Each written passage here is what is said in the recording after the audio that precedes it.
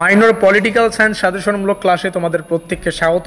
আর minor course code সেই সঙ্গে আমাদের সিলেবাসের টাইটেলটা এখানে লেখা রয়েছে। এটাই আমাদের লাস্ট মিনিট সাজেশন, অর্থাৎ শেষ মুহূর্তের প্রস্তুতি। আর এই সাজেশনের পিডিএফটা অ্যাভেলেবেল রয়েছে আমাদের হোয়াটসঅ্যাপ গ্রুপে। যে সমস্ত ছাত্রছাত্রীরা এখনও পর্যন্ত আমাদের হোয়াটসঅ্যাপ গ্রুপে যুক্ত হওনি, তোমরা এই ভিডিওটির ডেসক্রিপশন বক্সে আমাদের হোয়াটসঅ্যাপ গ্রুপের লিঙ্ক পেয়ে যাবে। সেখানে ক্লিক করে আমাদের হোয়াটসঅ্যাপ গ্রুপে যুক্ত হতে পারো। সেখানে যুক্ত হয়ে পিডিএফগুলো ডাউনলোড করতে পারবে। পিডিএফ অ্যাভেলেবেল পাবে 15ই আগস্টের দিন। তো অবশ্যই তার আগে প্রশ্নাবলীকে এখান থেকে দেখেই তোমরা পড়া শুরু করো। তো যাই হোক, শুরু করছি স্পেশাল ভিডিওটি। আর হ্যাঁ, প্রত্যেকটা প্রশ্ন বাংলা এবং ইংলিশ উভয় ভার্সনেই লেখা রয়েছে। তো যে সাজেশনটা তোমাদের জন্য যে প্রশ্নাবলী যে ভাষায় তোমাদের পড়তে সুবিধা, বুঝতে সুবিধা, সেই ভাষণটা তোমরা এখান থেকে দেখে রাখবে। তো পরীক্ষাও সম্ভবত বাংলা ভাষায় করা হবে প্রশ্নপত্রগুলো। তো যাই হোক, দেখে নিচ্ছি গুরুত্বপূর্ণ প্রশ্নাবলী। সেই সঙ্গে আরও একটা কথা না বললেই নয়, এই প্রশ্নাবলী 5 এবং 10 উভয় মার্কের জন্যই আসতে পারে। আমাদের কথা, প্রশ্নাবলীকে জাস্ট রেডি করো, পরীক্ষা যেভাবে আসবে সেভাবেই লিখে দেবে, ঠিক আছে?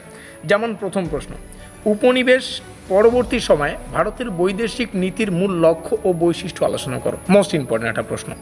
ভারতের অজোট আন্দোলন NEM ভূমিকা এবং গুরুত্ব আলোচনা করো। 1991 সালের অর্থনৈতিক উদারনীতিকরণের পর ভারতের বৈদেশিক নীতিকে কি পরিবর্তন আসে সেটা একটু আলোচনা করো। দেখো, প্রত্যেকটা প্রশ্ন আমরা দেখে নেব। ভিডিওটির শেষে এখান থেকেও প্রশ্ন সংখ্যা কম করার চেষ্টা করব, ঠিক আছে? একদম লিমিটেড সাজেশন তো দিচ্ছি, তো এখান থেকেও লিমিটেড করার চেষ্টা করব। তো যাই হোক, দেখে নিচ্ছি কী রয়েছে। আর একটা বিষয়, যদি 5 মার্কের জন্য আসে তাহলে কি আসবে? উপনিবেশ, প্রথম প্রশ্নটা কি আমরা এক্সাম্পল হিসেবে ধরে নিচ্ছি। উপনিবেশ পরবর্তী সময়ে ভারতের বৈদেশিক নীতির মূল বৈশিষ্ট্য। এই লক্ষ্যটা শুধুমাত্র 5 মার্কের জন্য আসতে পারে, বৈশিষ্ট্যটা শুধুমাত্র 5 মার্কের জন্য আসতে পারে। তাহলে 5+5 এই প্রশ্নটি 10 মার্কের জন্য আসতে পারে।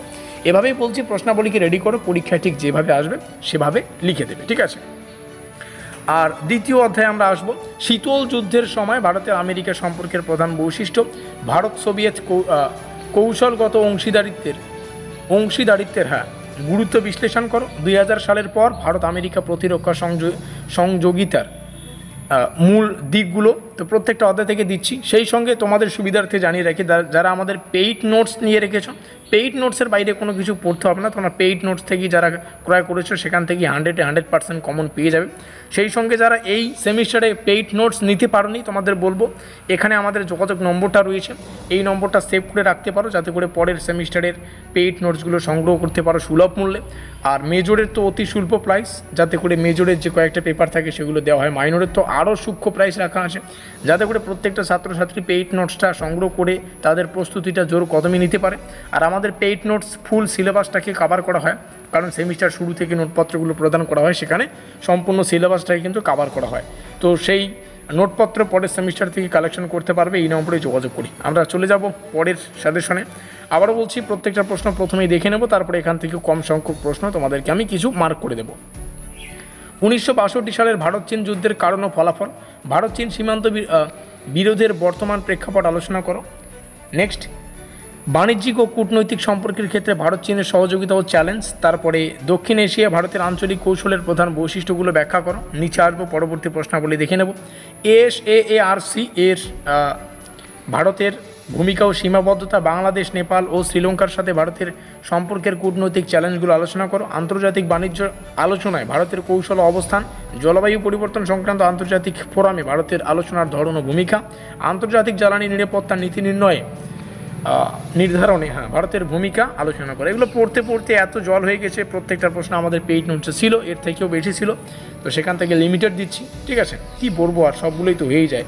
এখান থেকে ইংলিশ ভার্সন শুরু হচ্ছে। প্রশ্নের সংখ্যা অতি কম রয়েছে, পারলে 15টা প্রশ্ন 15টাই পড়ার চেষ্টা করবে। তার মধ্যে কিছু সংখ্যক প্রশ্ন যেগুলো একটু এক্সট্রা অর্ডিনারি, তোমাদের ভালো করে জোর দিয়ে পড়তে হচ্ছে, সেগুলোকে মার্ক করছি। প্রথম অধ্যায় থেকে যেটা পড়তে হচ্ছে সেটা হচ্ছে আমাদের এই প্রথম প্রশ্নটা তো পড়বেই। তারপরে আচ্ছা, প্রথম অধ্যায় থেকে প্রথম দুটো পড়ে রাখো, ঠিক আছে? প্রথম দুটো মোস্ট ইম্পর্টেন্ট। তারপরে পারলে তো সবগুলোই পড়বে। তারপরে দ্বিতীয় অধ্যায় থেকে আমাদের পড়তে হচ্ছে শীতল যুদ্ধের সময়, এটা তো পড়বেই। তারপরে কোনটা বলি, মনে হচ্ছে আচ্ছা, এটা পড়ে রাখবে। তাহলে প্রথম অধ্যায় থেকে দুটো, দ্বিতীয় অধ্যায় থেকে দুটো, 4খানা হয়ে গেল। আর তৃতীয় অধ্যায় থেকে মোস্ট ইম্পর্টেন্ট যেটা বিষয় সেটা হচ্ছে 1962 সালের ভারত চীন যুদ্ধের ফলাফল। এখান থেকে আর কোনো কিছু না পড়লেও চলবে, টাইম পেলে পড়ে রাখবে। আর চতুর্থ অধ্যায় থেকে এই প্রশ্নটা একটু দেখে যাওয়া উচিত, সম্ভবত বৈশিষ্ট্য আর একটু পড়ে রাখবে এটাও। আর যেটা মোস্ট ইম্পর্টেন্ট আমাদের শেষ দুটো অধ্যায় থেকে, সেটা হচ্ছে একটা এক্সট্রা অর্ডিনারি এমন একটা প্রশ্ন যেটাকে তোমাদের একটু জোর দিয়ে পড়তে হচ্ছে, সেটা হচ্ছে এটা SARC, সার্কও অনেকেও বলে, কোনো ব্যাপার না।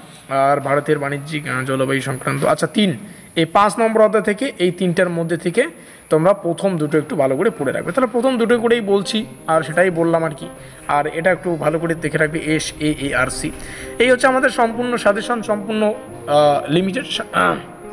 লিমিটেড সাজেশন শেয়ার করলাম, সরি। আর এই হচ্ছে আমাদের বিস্তারিত তথ্য, যেমনটা শুরুতেও আলোচনা করলাম। PDF অ্যাভেলেবেল পাবে আমাদের হোয়াটসঅ্যাপ গ্রুপে, লিঙ্ক ডেসক্রিপশন বক্সে। 15 আগস্ট পেয়ে যাবে PDF। এখানে রইল আমাদের যোগাযোগ নম্বর, এখানে যোগাযোগ করে পরের সেমিস্টারের 100% কমনযোগ্য পেইড নোটসগুলো সংগ্রহ করতে পারো সুলভ মূল্যে। অতি স্বল্প মূল্য রাখা হয়। যারা পারিবারিক দিক দিয়ে বা আর্থিক দিক দিয়ে একটু দুর্বল, তাদেরকে কিন্তু একটা বিশেষ ছাড়পত্র দেওয়া হয়। আর এই রইল আমাদের সম্পূর্ণ তথ্য। ভিডিওটি ভালো লাগলে অবশ্যই একটা লাইক প্রদান করে দিও আর ভিডিওটিকে শেয়ার করে দিও। মিলতে হ্যাঁ পরের কোনো সাজেশনমূলক ক্লাসে।